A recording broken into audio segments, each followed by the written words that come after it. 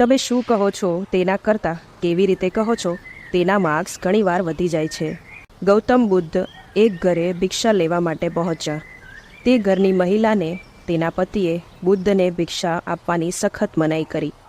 હવે તે ભિક્ષા કેવી રીતે આપી શકે? તેણે બારણે આવીને મૃદુ સ્વરે બુદ્ધને કહ્યું, સ્વામી, ક્ષમા કરજો, હું આપને ભિક્ષા આપી શકતી નથી. બીજે દિવસે પણ તે જ મહિલાના આંગણે બુદ્ધ ભિક્ષા માટે આવ્યા. પતિનો આદેશ હતો, તેથી તેને આગલા દિવસની જેમ જ ના પાડી. આ રીતે દિવસો સુધી ચાલ્યું. રોજ બુદ્ધ જાય અને મહિલા ના પાડે. એક દિવસ ખીજાઈને તે સ્ત્રીના પતિએ બુદ્ધને કહ્યું, તમને ખબર તો છે કે તમને અહીં ભિક્ષા નથી મળવાની, છતાં રોજ શા માટે આવો છો?